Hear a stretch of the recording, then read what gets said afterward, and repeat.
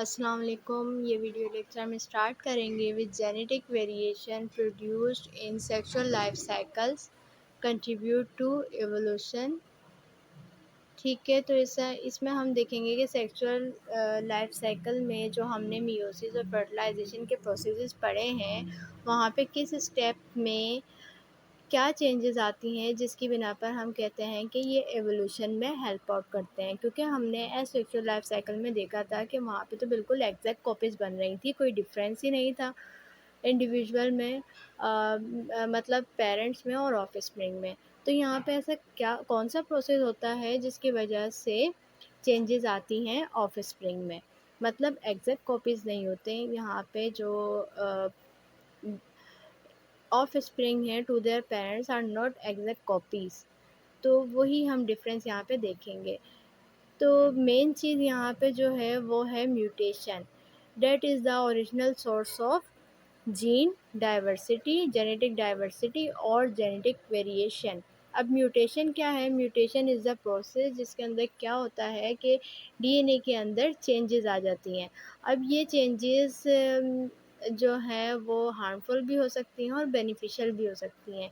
यहाँ पे जो चेंजेस आएंगी ड्यूरिंग मियोसिस स्टेजेस, तो ये जो है ये तो हमारे लिए हेल्पफुल है, जो कि वेरिएशन में रिस्पॉन्सिबल है।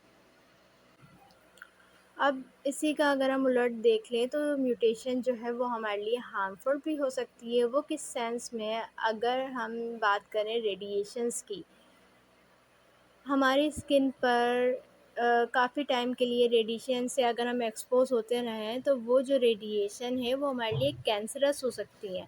मतलब वो डीएनए में जो चेंजेस लाएंगी, जो म्यूटेशन कोज करेंगी, वो हमारे लिए कैंसरस होगी, हार्मफुल होगी। तो म्यूटेशन की यहाँ पे हमने देख ली दो टाइप्स, एक तो ये हार्मफुल भी है और एक बेनिफिशियल भी है। तो यहाँ जो हम डिस्कस कर रहे हैं म्यूटेशन को, वो हमारे लिए बेनिफिशियल है, उसकी वजह से जीन में वेरिएशंस आ रही हैं। DNA create the different version of genes known as alleles. मतलब अब सेम जीन्स ऑफ स्प्रिंग में जो है वो इसी तरह से आगे डाइवर्ट नहीं होगी, स्प्रेड नहीं होगी। इस जीन्स के अंदर थोड़ी बहुत चेंजेस आ जाएंगे जिसको हम बोलते हैं एलील्स। एलील्स की सिंपल अगर हम डेफिनेशन देखें तो alleles are the alternative forms of a gene. मतलब सेम जीन है। जैसे अगर मैं आई कलर की बात करूँ, आई कलर के लिए रिस्पॉन्सिबल है एक जीन और उसके अंदर थोड़ी बहुत चेंजेस आ गई, तो अब आई कलर क्या हो गया? थोड़ा बहुत डिफरेंट हो गया। अगर किसी के लेंस ब्लैक लेंस है, आई कलर ब्लैक है या हेयर कलर ब्लैक है, तो जीन में वेरिएशन की वजह से ब्राउनिश हमारे पास लुक मिल रहा है या ब्राउन कलर मिल रहा है आइज़ का या हेयर का, तो वो किस वजह से? वो उसकी एलील फॉर्म की वजह से। Now, origin of genetic variation among offspring. In species that reproduce sexually, the behavior of chromosome during meiosis and fertilization is responsible for most of the variation that arise in each generation. दो main steps या event जो हम पहले भी discuss कर चुके हैं, meiosis और फर्टिलाइजेशन, ये दो मेन इवेंट्स हैं जो कि रिस्पॉन्सिबल हैं क्रोमोसोम के बिहेवियर के लिए। और इन्हीं में क्या होता है, इन्हीं के मियोसिस के प्रोसेसेस के थ्रू या मियोसिस के बाद जो फर्टिलाइजेशन होती है, यहीं पे हमें वेरिएशंस भी मिलती हैं। तो वेरिएशन के जेनेटिक वेरिएशन के तीन मैकेनिज़्म हम यहाँ पे डिस्कस करेंगे। The first one is independent assortment of chromosome, the second one is crossing over and the third one is random fertilization. Now first mechanism discuss कर लेते हैं, the independent assortment of homologous chromosomes in meiosis. अब इसका क्या मतलब है? इसका मतलब ये है कि हम बात करते हैं कि जब मियोसिस के प्रोसेस होते हैं, स्पेशली इन मेटाफेज, ठीक है, तो मेटाफेज में क्या होता है, क्रोमोसोम्स जो हैं वो मेटाफेज प्लेट पर असेंबल हो जाते हैं, एसोर्ट हो जाते हैं, अपने आप को तरतीब दे लेते हैं। अब ये जो इनका तरतीब देना है ये इंडिपेंडेंट होता है, ये प्रोग्राम नहीं होता कि मैंने कह दिया कि ये जो ब्लू वाला क्रोमोज़ोम है ये अपर साइड पर ही आएगा, अपर लेफ़्ट साइड पर ही आना है, ये वाला क्रोमोज़ोम अपर राइट पर ही आना है, ये वाले क्रोमोज़ोम डाउन साइड पर ही आना है, तो ऐसा नहीं होता। क्रोमोज़ोम्स की ये जो अलाइनमेंट है ये रैंडम होती है, ठीक है। तो इसमें क्या होता है, ब्लू कलर की ये जो सेट ऑफ क्रोमोज़ोम है ये हम कंसीडर कर रहे हैं कि ये पेरेंट्स से आए हैं, और जो रेड है इसको हम कंसीडर कर रहे हैं कि ये मैटरनल सेट ऑफ क्रोमोज़ोम है या होमोलोगस क्रोमोज़ोम है जो कि फीमेल से आए हैं। अब यहाँ पे डिफरेंट पॉसिबिलिटीज़ हो सकती हैं। हम कहते हैं कि यहाँ पे हमारे पास 50% चांसेस होते हैं कि जो डॉटर सेल्स हैं, मियोसिस वन के बाद जो हमारे पास क्रोमोज़ोम का सेट हमें मिलेगा, वो या तो पैटर्नल सेट मिलेगा या तो टोटली मैटरनल सेट मिलेगा। 50% इसके चांसेस होते हैं, just like a flip of a coin. मतलब जब हम कॉइन फ्लिप करते हैं कि उसमें 50% चांसेस होते हैं कि हेड आएगा और 50% चांसेस होते हैं कि टेल आएगा। इसी तरह से हम यहाँ पे भी कहते हैं कि 50% चांसेस हैं कि मैटरनल सेट हमारे पास आफ्टर डिवीज़न, आफ्टर एनाफेज़ और टेलोफ़ेज़ जो डॉटर सेल्स हमारे पास मिल रहे हैं, उनमें कॉम्बिनेशन जो है वो पेरेंट क्रोमोज़ोम हो उसमें, और 50% हमारे पास चांसेस हैं कि जो कॉम्बिनेशन हमें मिल रहा है वो पैटर्नल सेट उसमें प्रेजेंट हो। एक पॉसिबिलिटी हमारे पास ये हो गई कि यहाँ पे जो है वो क्रोमोज़ोम की अलाइनमेंट हुई, पैटर्नल सेट एक तरफ है, ब्लू से जो शो किए हुए, और मैटरनल सेट एक तरफ है। अब यहाँ पे जब मेटाफ़ेज़ हुआ, मतलब ये क्रोमोज़ोम्स मेटा प्लेट पर आ गए। अब ये डिवाइड हुए एनाफ़ेज़ और टेलोफ़ेज़ के बाद, जब इनको ये जो स्पिंडल फाइबर्स हैं इन्होंने पुल अपार्ट किया, तो ये समझे यहाँ से ये सेल डिवाइड हो गया।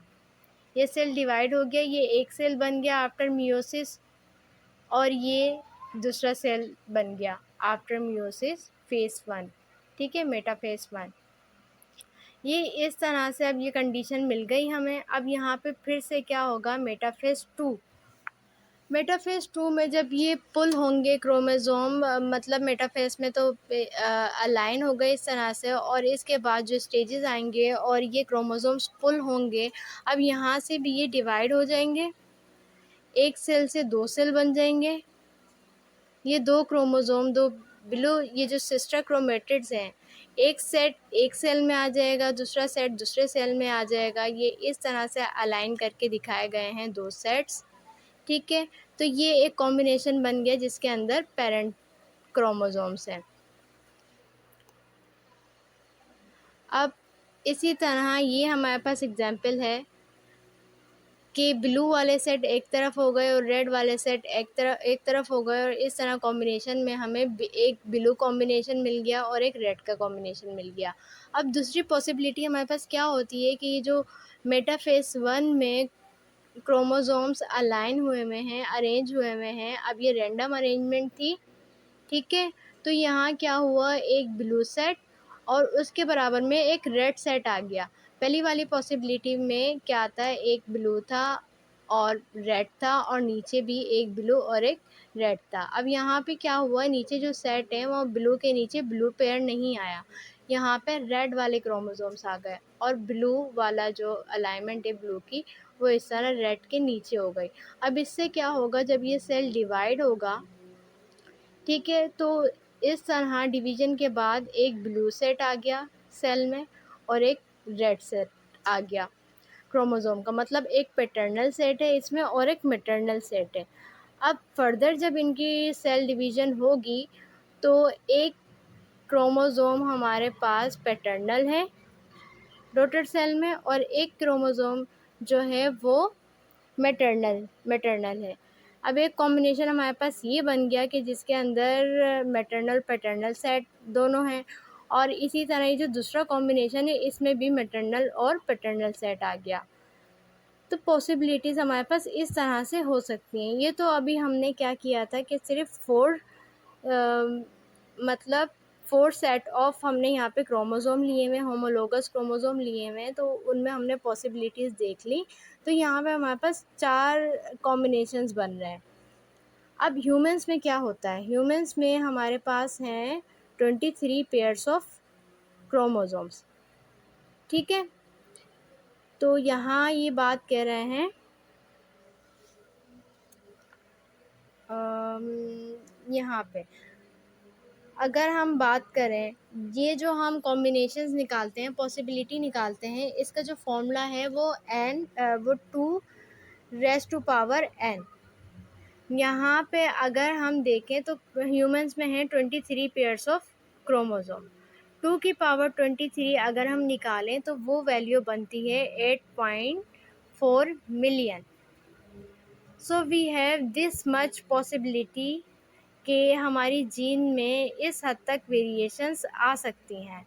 यहाँ पे क्या कह रहे हैं, in the case of humans n is equal to 23, the number of possible combinations of maternal and paternal chromosomes in the resulting gametes is 2⁻23।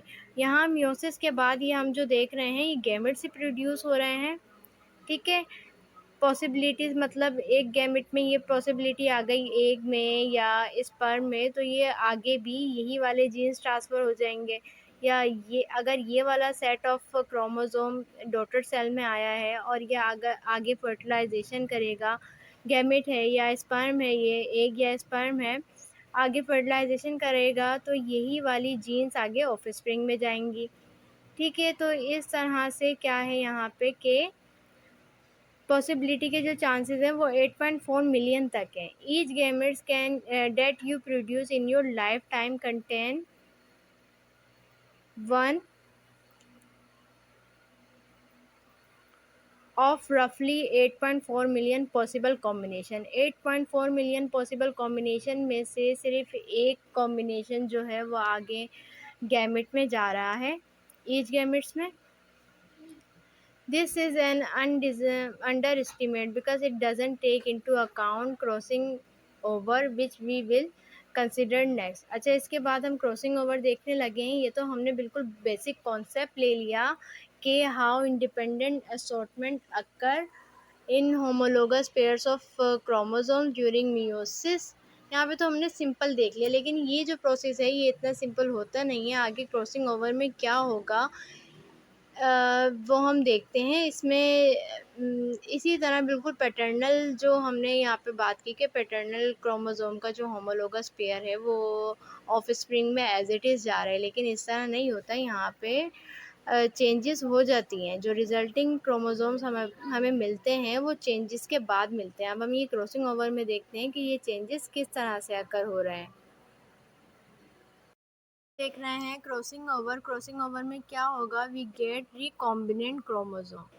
ऊपर जो हमने इंडिपेंडेंट असॉर्टमेंट में बात की कि जो डॉटर सेल्स हमें मिल रहे हैं उनमें या तो मैटरनल सेट प्रेजेंट है क्रोमोसोम का या तो पैटर्नल सेट प्रेजेंट है, लेकिन हकीकत में ऐसा नहीं होता।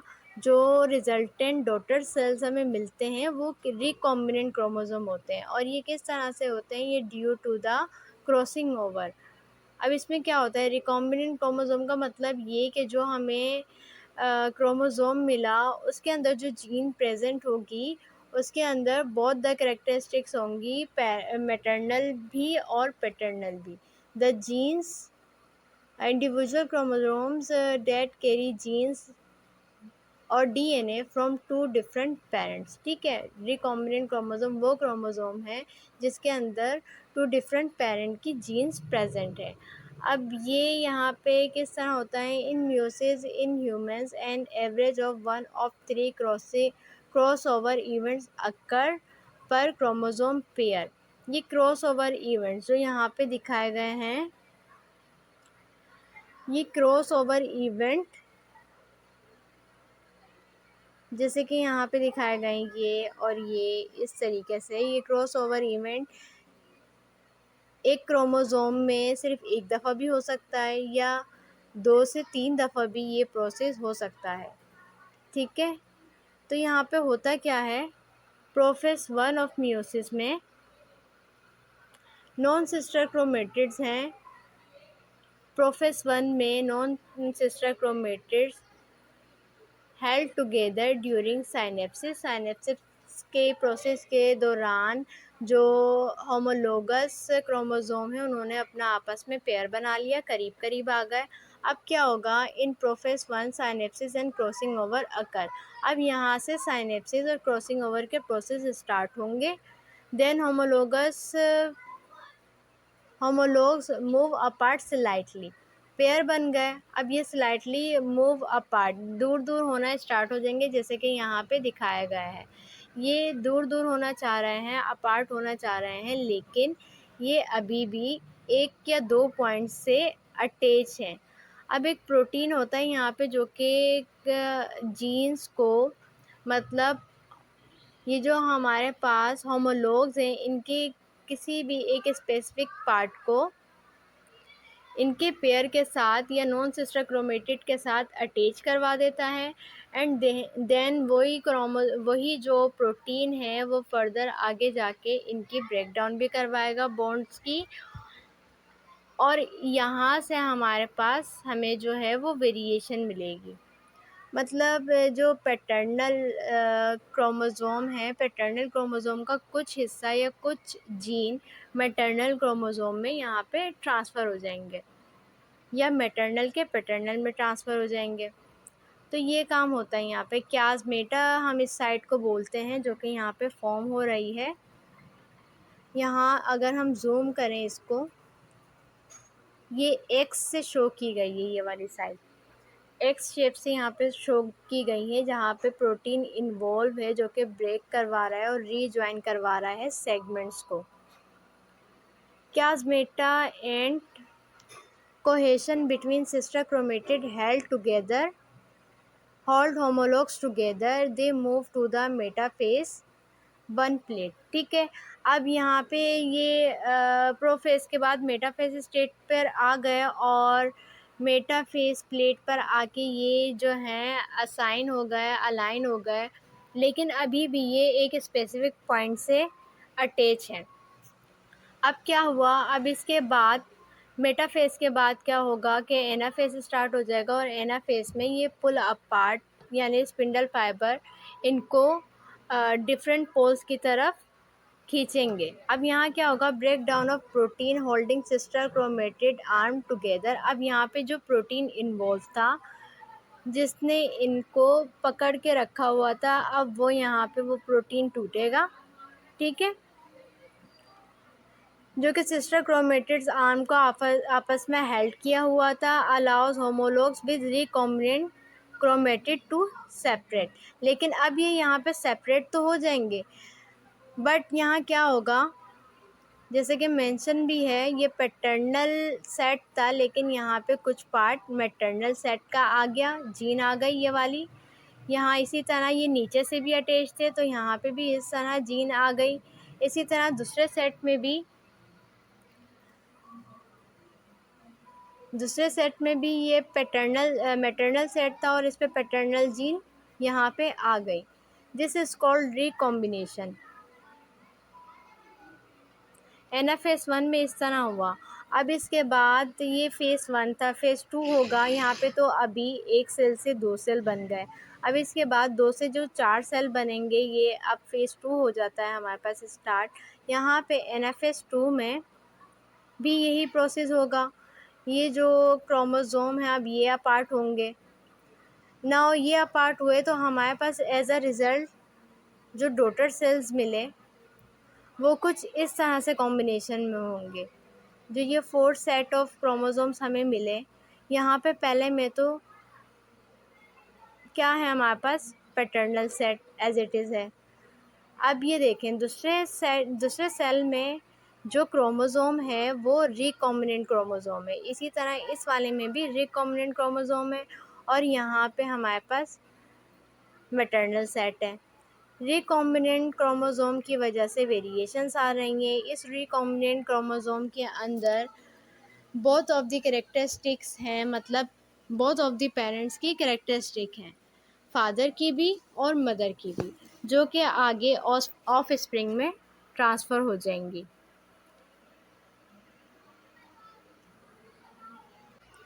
क्रॉसिंग ओवर को फर्दर हम आगे और डिटेल में भी देखेंगे एवोल्यूशन में और दूसरे कॉन्सेप्ट्स में कि किस तरह से क्रॉसिंग ओवर जो है वो जेनेटिक वेरिएशन में इन्वॉल्व है। यहाँ पे जो इम्पोर्टेंट पॉइंट था वो ये था कि क्रॉसिंग ओवर की वजह से रिकॉम्बिनेंट क्रोमोसोम फॉर्म हो रहे हैं और जो कि फर्दर एवोल्यूशन में इन्वॉल्व हैं।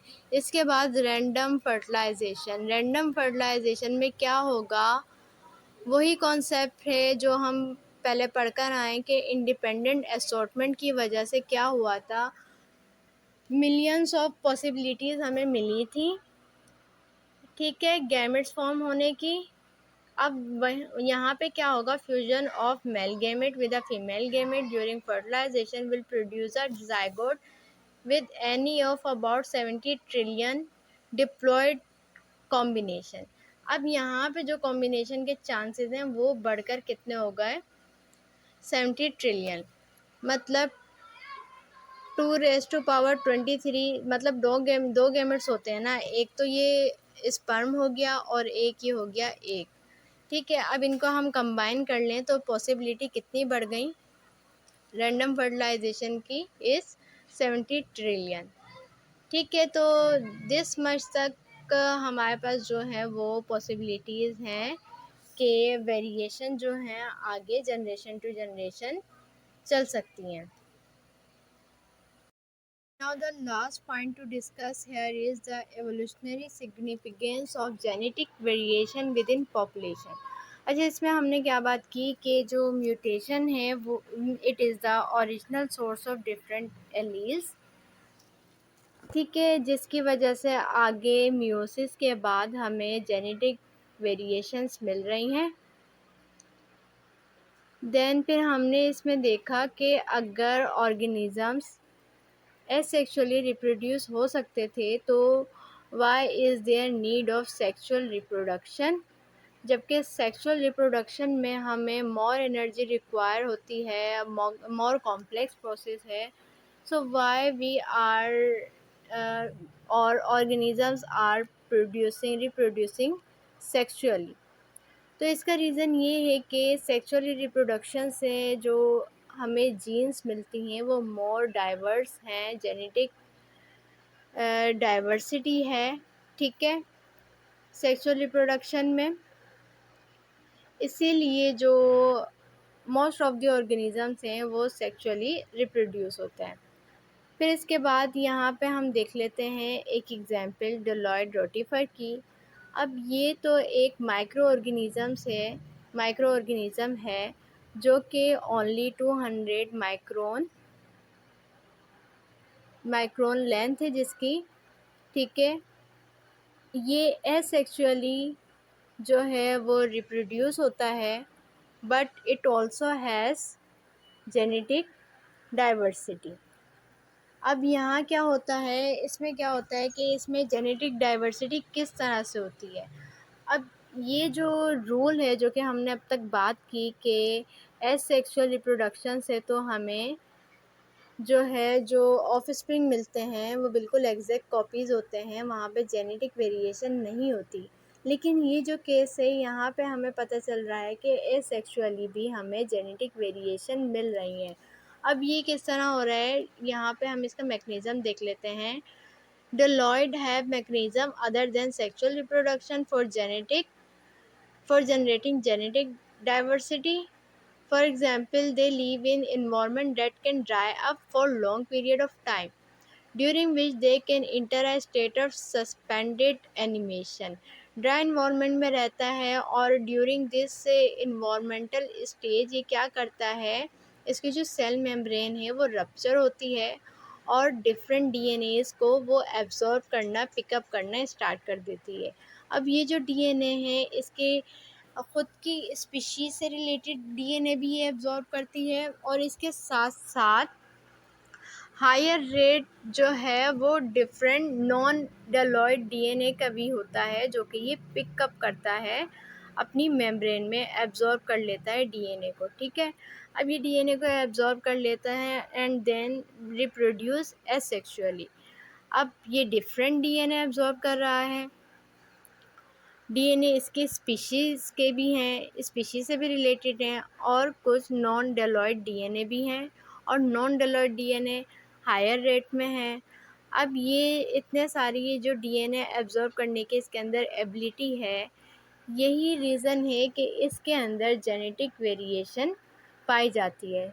So the conclusion is Deloitte Rotifer have developed other ways of achieving genetic diversity, supports the idea that genetic diversity is advantageous, but point out as well that sexual reproduction is not the only way of generating such diversity. यहाँ से एक point तो clear हो गया कि genetic diversity क्या है, हमारे लिए एडवांटेजियस है, बट जो एक और पॉइंट हमने अब तक डिस्कस किया कि सेक्सुअल रिप्रोडक्शन के थ्रू हमें जेनेटिक डाइवर्सिटी मिल रही थी, वहाँ पे हमने जब ये डोलॉइड रोटिफर की एग्जांपल देखी तो यहाँ से हमें ये पता चला कि एसेक्सुअली भी जेनेटिक वेरिएशन हो सकती है। तो यहाँ तक ये टॉपिक हमारा चैप्टर 13 कंप्लीट हो गया।